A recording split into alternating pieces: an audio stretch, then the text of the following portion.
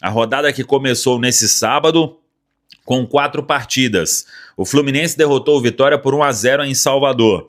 Ceará e Bahia empataram por 1-1 no Ceará. O Botafogo derrotou o Atlético Mineiro por 1-0 no Newton Santos, no Engenhão. E o Palmeiras, mesmo poupando o time todo, goleou o Fortaleza 4-1 em São Paulo. Hoje nós temos 4 horas em Mirassol e Juventude, 5h30 no Recife, Sport e Corinthians, 5h30 em Porto Alegre, Internacional e Grêmio, 5h30 no Maracanã, Flamengo e Vasco, 8h30 da noite, Santos e São Paulo, 8h30 da noite, Cruzeiro e Red Bull Bragantino. O Palmeiras, 49 pontos, 22 jogos, passando o Cruzeiro. O Cruzeiro precisa da vitória para voltar a ficar à frente do Palmeiras, e hoje o Cruzeiro ainda tem um jogo a mais em relação ao Palmeiras. O Flamengo lidera com 50, o Botafogo com a vitória tem os mesmos 23 jogos do Cruzeiro e foi a 39 pontos.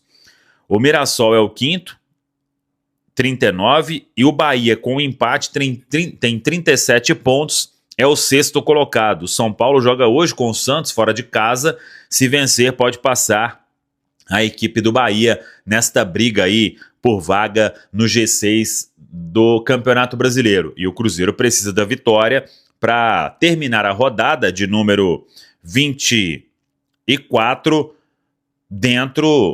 na vice-liderança, melhor dizendo, dentro do G4, o Cruzeiro já está, porque faz uma grande campanha. O time concentrado desde ontem, a preparação foi encerrada com um treinamento à tarde na Toca da Raposa 2, a presença do Pedro Lourenço, presidente, dono do Cruzeiro, acompanhou toda a atividade e vamos ver hoje o que vai fazer o técnico Leonardo Jardim. Mas claro, uma tendência do Cruzeiro iniciando com Cássio, William, Fabrício Bruno, Vidalba, Kaique, Lucas Romero, Lucas Silva, Christian, Wanderson, Matheus Pereira e Caio Jorge, é o que todo mundo espera, com o Matheus Henrique, o Mateuzinho retornando para ser uma ótima opção no banco de reservas que deverá ter Eduardo, meia volante. Ele foi liberado, o Cruzeiro conseguiu converter o último jogo que ele teria que cumprir no STJD, conversão aí em cesta básica, e por isso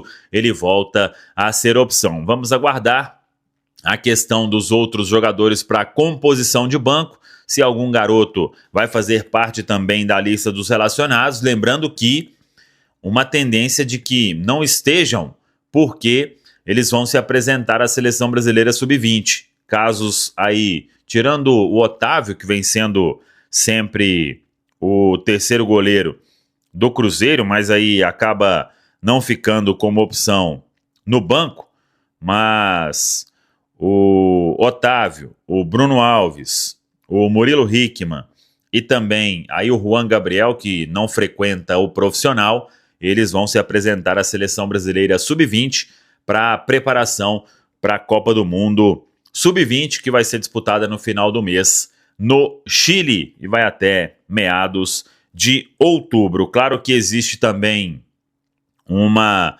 preocupação, porque o Cruzeiro tem jogadores importantes pendurados. Vidalba, Matheus Henrique, o Wallace, Matheus Pereira, Gabigol, Caio Jorge e Wanderson. Todo mundo com 2 cartões amarelos. O Cruzeiro joga neste domingo diante do Red Bull Bragantino. Sábado estará no Rio de Janeiro para enfrentar a equipe do Cruzeiro. Venceu o Araguari por 21-0 e começou aí o estadual com os 3 pontos. Os gols: a Letícia fez 6, a Gabi 3 vezes, Pribac 3 vezes, Gabi Soares 2 vezes, Monse 2 vezes, Bianca 2 vezes, Letícia Alves, Sochó e Ambrósio.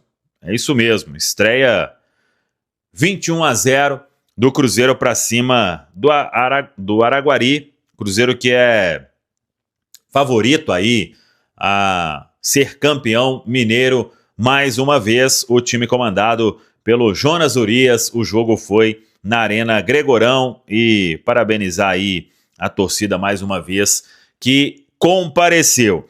O Cruzeiro que joga neste domingo para, quem sabe aí, em caso de vitória, poder aumentar a margem de pontos em relação ao G4, que hoje tem o Botafogo. O Botafogo derrotou o Atlético Mineiro no Newton Santos, no Engenhão.